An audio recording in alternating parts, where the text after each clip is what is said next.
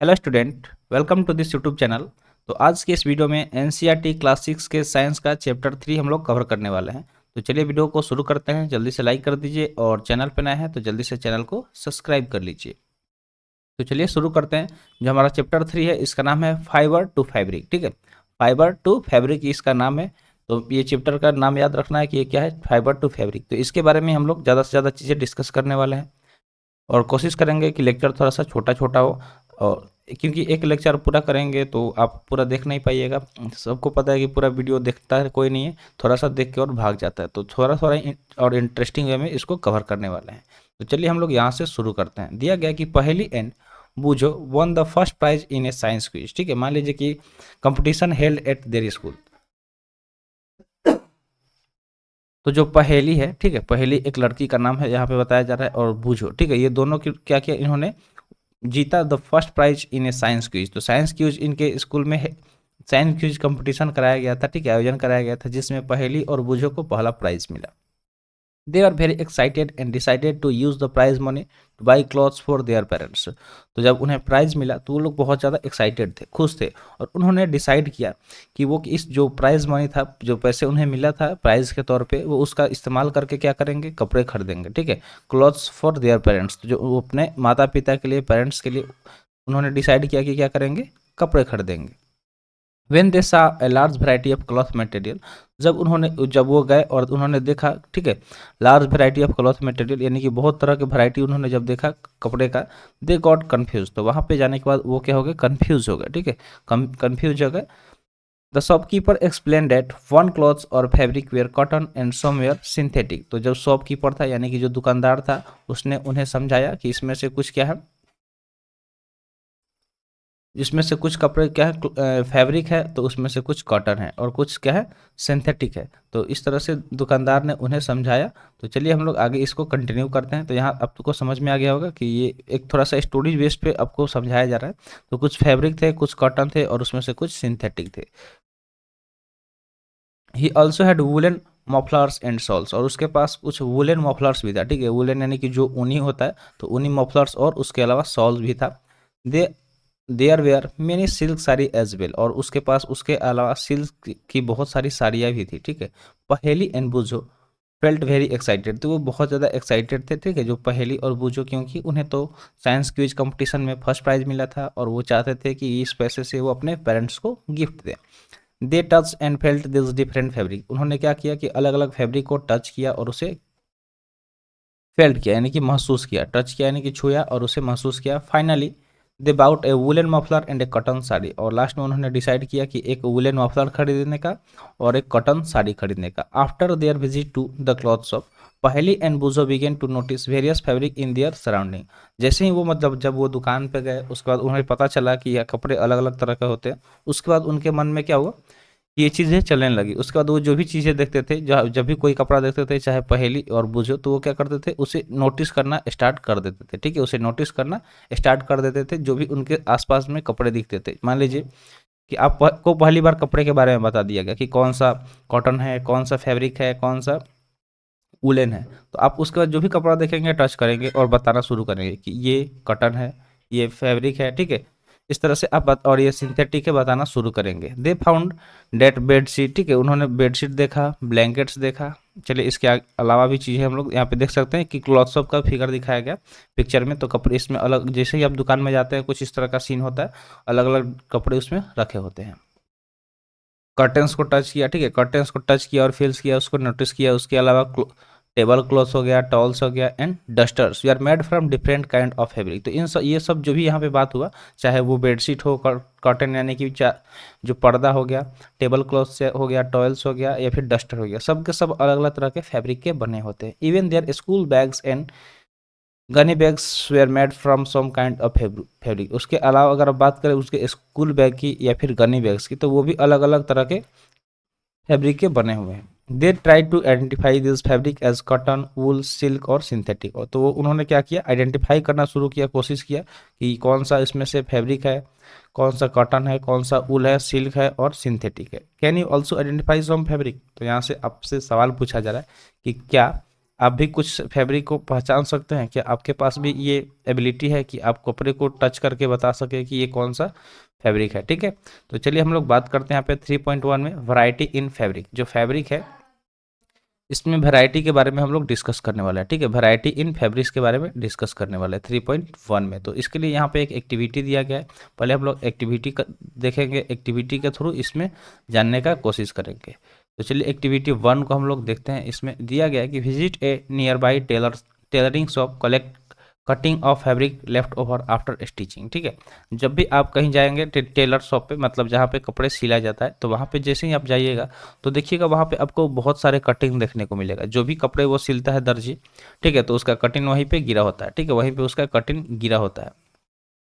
तो जब वो मतलब कपड़े सिलने के बाद से तो उसको लीजिए, ठीक है, feel and touch each piece. उसके बाद से क्या करना है कि जो भी पीस है प्रत्येक पीस को क्या करना है, फील करना है और टच करना है, टच करके और फील करना है कि कैसा है।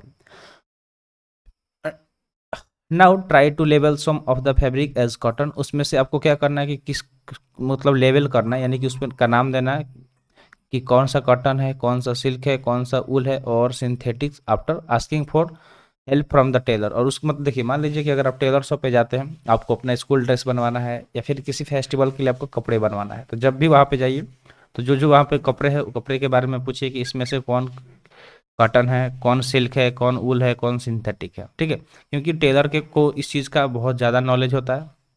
दुकान वाले से पूछिएगा तो वो तो देखिए वो आपसे पैसे चीट करने के चक्कर में आपको गलत सलत बता देगा, लेकिन टेलर जो है वो सही बताएगा कपड़े के बारे में। आगे हम लोग यहाँ पे बात करते हैं। यहाँ पे दिया गया कि do you wonder what this different fabric are made up.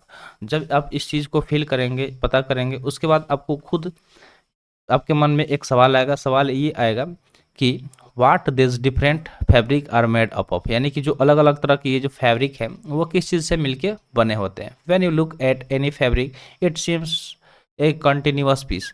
जब आप उसको ध्यान से देखेंगे तो वो क्या होता है, कंटिन्यूअस पीस की तरह होता है, लगातार एक पीस की तरह होता है। ठीक है, कंटिन्यूअस पीस की तरह देखने में लगता है। आगे बात करें, now look at it closely, और उसको आप ध्यान से देखेंगे। व्हाट डू यू नोटिस, तो आप क्या नोटिस करेंगे। यहाँ पे फिगर 3.2 में दिखाया है। उसके बाद यहाँ पे एक्टिविटी 1 में यही बताया कि जब आप कभी भी जाइए किसी टेलर शॉप पे तो वहाँ से अलग अलग कटिंग लीजिए, उसको फिल कीजिए, पता कीजिए और उसको लेवल करिए। और आपको जहाँ भी दिक्कत हो रहा है आप वहाँ टेलर से जाइए, उससे बारे में पूछ लीजिए, टेलर से वहाँ से पूछिएगा, वो आपको सही चीज़ें बता देगा। चलिए आगे बात करते हैं एक्टिविटी 2 के बारे में कि select a piece of cotton fabric you labelled in activity 1। तो एक्टिविटी 1 में जो आपने उस जो भी मतलब कपड़े लिया उसमें से आपको क्या करना है कि कॉटन फैब्रिक को आपको क्या करना है, सेलेक्ट करना है। Now try to find a loose thread or yarn at one of this ends and pull it out. उसके बाद देखिए, जब कपड़े को देखेंगे तो उसमें बहुत सारे पतले पतले धागे दिखते हैं। ठीक है, धागे से मिलके बना होता है, तो उसको क्या करना है, बाहर निकालना है। ठीक है, नाउ ट्राई टू फाइंड, यानी कि कोशिश करना है उसको बाहर निकालने के लिए। तो उसके एज से उसको पुल इट आउट करना है। ये फिगर 3.3 में दिखाया गया है। ठीक है, ये फिगर 3.3 में दिखाया गया। देखिए यहाँ पे देख सकते हैं फिगर 3.3 में कि इस तरह से उस धागे अब जब आप निकालेंगे तो उस तरह से आपको धागे निकलना शुरू हो जाएंगे। चलिए आगे हम लोग, if no loose yarns are visible, अगर आपको कोई भी यार्न मतलब लूज नहीं दिखाई देगा, you can gently pull one out with a pin और नीडल। तो उसको आप पिन या नीडल की सहायता से भी बाहर निकाल सकते हैं। We find that a fabric is made of yarn arrange together. तो हम लोग ये फाइंड करेंगे, हमें ये पता चलेगा कि जो मतलब फैब्रिक है, ठीक है, वो किस चीज़ से मिलके बना होता है। तो जो यार्न यानी कि धागा होता है उसको एक साथ अरेंज किया गया रहता है, उसको एक साथ अरेंज किया रहता है। What are this yarn made up of, अब आपके मन में आएगा कि ये जो धागा है यार्न, ये किस चीज़ से मिलके बना होता है, इस ये चीज़ आपके मन में आएगा। तो इसके लिए हम लोग फिगर एक्टिविटी 3 देखेंगे। तो यहाँ पे 3.2 में हम लोग क्या डिस्कस करेंगे, फाइबर। ठीक है, फाइबर के बारे में हम लोग डिस्कस करने वाले हैं। तो चलिए इसको हम लोग देखते हैं कि एक्टिविटी 3 को।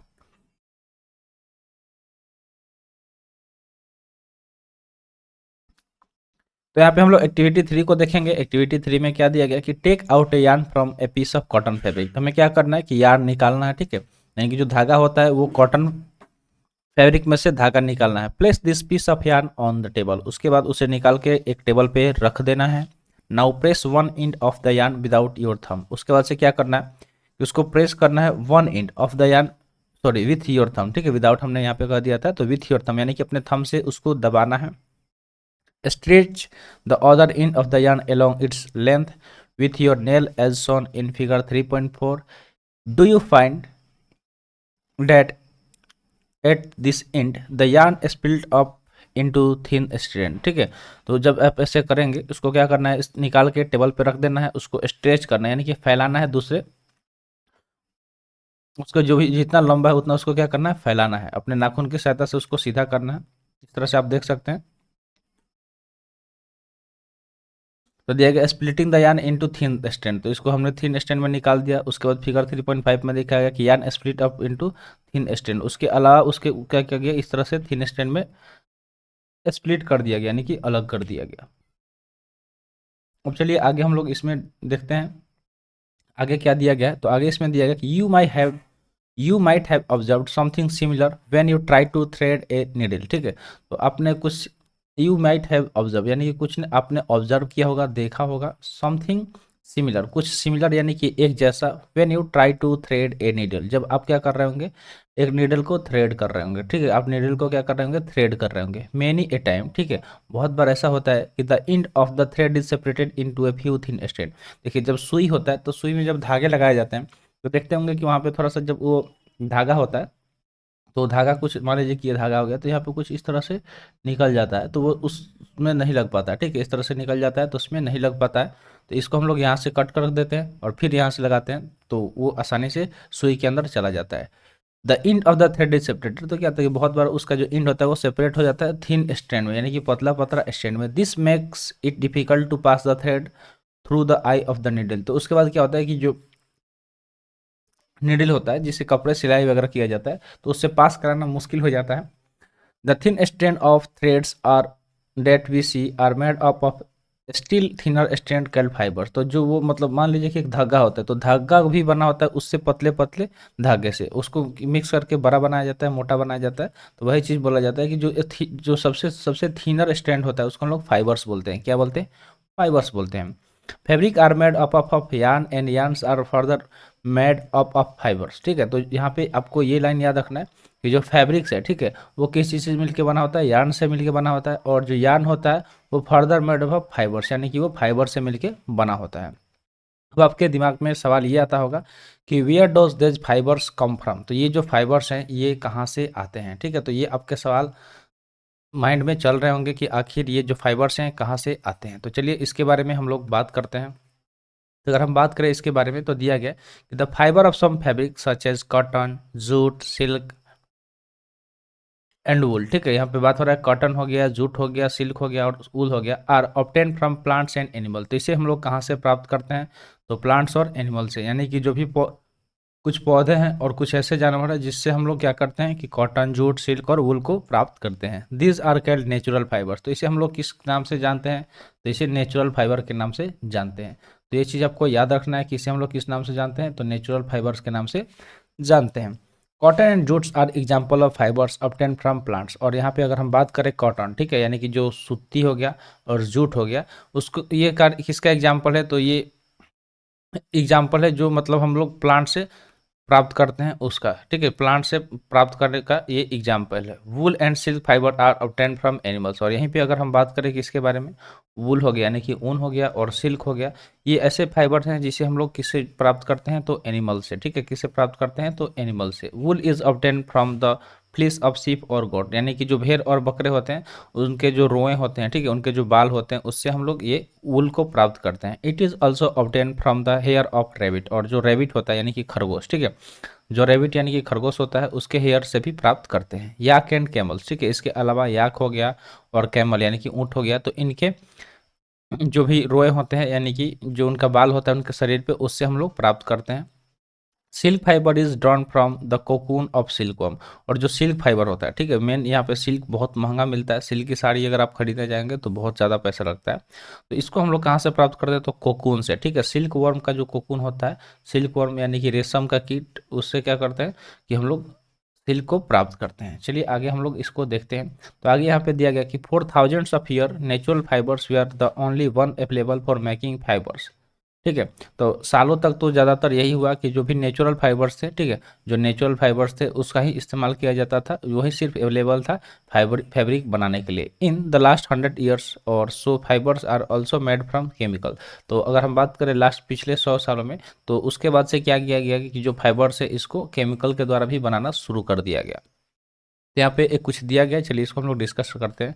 दिया क्या दिया गया कि Boojho has seen in the museum items like on shown here this way are worn by warriors he want to know if this are made up of some kinds of fibre. तो देखिए जब अगर आप कभी म्यूजियम में जाएंगे तो वहाँ पे पुराने कपड़े देखने को मिलेगा कुछ इस तरह से, जो भी सैनिक पुराने ज़माने के थे वो पहना करते थे इस तरह का। तो वो भी वो सोच रही है, वो जानना चाहती है कि ये किस तरह के फाइबर से मिलके बना होगा। ये जानना चाहता है, कौन जानना चाहता है, तो बूझो। ठीक है, आगे हम लोग बात करते हैं कि यहाँ तक हम लोग बात किए कि केमिकल सब्सटेंस से अब बनाना शुरू कर दिया गया, which are not obtain from plants और एनिमल सोर्सेस, जिससे हम लोग प्लांट और एनिमल सोर्स से प्राप्त नहीं करते हैं। These are called synthetic fibre. तो जो भी मतलब है जिसे हम लोग केमिकल्स वगैरह से बनाते हैं फाइबर को, उसे हम लोग सिंथेटिक फाइबर बोलते हैं। अगर इसके कुछ एग्जाम्पल की बात करें तो इसका एग्जाम्पल यहाँ पे आप देख सकते हैं, एक तो पॉलिस्टर्स हो गया, नायलॉन हो गया और एरिलीन हो गया। ठीक है, एक्रिलीन हो गया। तो ये सारे किसके एग्जाम्पल है, सिंथेटिक फाइबर के एग्जाम्पल हैं।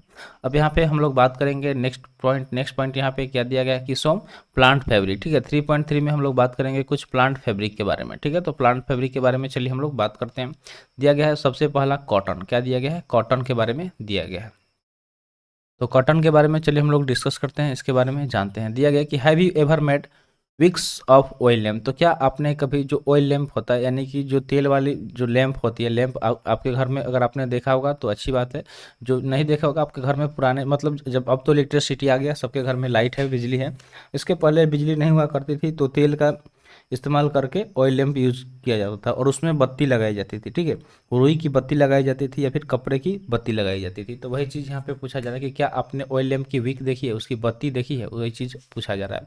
What do you use for making this wicks. तो किस चीज़ का इस्तेमाल करते हैं इस विक को बनाने में, ये सवाल आपसे पूछा जा रहा है। ठीक है, किस चीज़ का यूज करते हैं इस विक को बनाने में। This cotton wool is also use for filling mattress, quilts और पिलो। और अगर हम कॉटन की बात करें तो कॉटन का ही इस्तेमाल करते हैं, कहाँ कहाँ पे करते हैं, तो जो मैट्रेस होता है यानी कि जो गद्दा वगैरह होते हैं उसको भरने के लिए, क्विल्ट्स यानी कि रजाई भरने के लिए, पिलोज यानी कि तकिया भरने के लिए, तो उसमें आपने देखा होगा रुई भरा जाता है। ठीक है, रुई यानी कि कॉटन, तो वो क्या होता है, कपास से बना होता है। Take some cotton wool. ठीक है, तो आपको क्या करना है, कुछ कॉटन वूल ले लेना है, pull it apart and look at its edge. ठीक है, तो उसको अलग अलग कर देना है और उसके एज को देखना है, उसके कोने को देखना है। What do you observe. उसके बाद आप क्या ऑब्जर्व करते हैं, व्हाट डू यू ऑब्जर्व। ठीक है, what do you observe the small thin stand that you see are made up of cotton fibre. तो जो आप छोटे छोटे मतलब छोटे स्टैंड्स देखेंगे तो वो चीज़ किस चीज़ से मिलके बना होगा, तो वो कॉटन फाइबर से मिलके बना होगा। Where does its cotton wool come from. अब आपके मन में सवाल आएगा कि आखिर ये जो कॉटन वूल से, ठीक है, where does this cotton wool come from. तो ये जो कॉटन वूल से वो कहाँ से मिलते हैं। It is grown in the field. अगर हम इसकी बात करें तो ये कहाँ पे मिलते हैं, तो ये जो होते हैं ये फील्ड में ग्रोन होते हैं, यानी कि खेतों में इसे उगाया जाता है। Cotton plants are usually grown at place having black soil and warm climate. तो अगर हम कॉटन प्लांट्स की बात करें यानी कि कपास के पौधों की, तो ये ज़्यादातर किस जगह पे पाया जाता है, तो जहाँ पे ब्लैक सॉइल ज़्यादा हो। ठीक है, तो याद रखिएगा, आपसे जीके में सवाल पूछा जा सकता है, क्वेश्चन एग्जाम में पूछा जा सकता है कि कॉटन के लिए बेस्ट सॉइल कौन सा होता है, तो याद रखना है ब्लैक सॉइल। ठीक है, और जहाँ पर का जो क्लाइमेट हो, ठीक है, जहाँ का क्लाइमेट क्या हो, वार्म हो यानी कि गर्म हो, तो वहाँ पे ज़्यादा से ज़्यादा कॉटन उगाया जाता है। Can you name some states of our country where cotton is grown. तो अब आपसे यहाँ से सवाल पूछा जा रहा है कि क्या आप कुछ ऐसे नाम बता सकते हैं, ठीक है, क्या आप कुछ ऐसे नाम बता सकते हैं जहाँ हमारे देश के राज्य में, ठीक है, भारत के उस राज्य में जहाँ पे कॉटन को उगाया जाता है। तो कमेंट सेक्शन में जल्दी से जाके पता करके लिखिए कि कौन कौन सा राज्य है जहाँ पे कॉटन का खेती ज़्यादा होता है। The fruits of the cotton plant, जिसको हम लोग कॉटन बॉल बोलते हैं, are about the size of lemon. तो ये किस साइज का होता है, तो जो लेमन आपने देखा होगा नींबू, उसी साइज का होता है। After maturing the balls burst open and the seeds covered with cotton fiber can seen। ठीक है, तो उसके बाद क्या होता है कि वो फट जाता है और उसमें जो भी अंदर कॉटन भरा होता है वो दिखाई देना शुरू हो जाता है। ठीक है, कैन बी सीन, वही चीज़ यहाँ पे दिखाई दे रहा है। हैव यू एवर अब यहाँ पे आगे पूछ रहा है कि हैव यू एवर, देखिए यहाँ पे देख सकते हैं फील्ड ऑफ कॉटन प्लांट्स, तो यहाँ पे पिक्चर में दिखाया गया कॉटन प्लांट का फील्ड कि इस तरह से कॉटन का खेती किया जाता है और इसी तरह के कॉटन आपको देखने को मिलते हैं। तो पूछा जा रहा है कि have you ever seen A cotton field, तो क्या आपने कभी कपास की खेती देखी है, ये यहाँ पे पूछा जा रहा है कि क्या आपने कभी कॉटन फील्ड देखा है।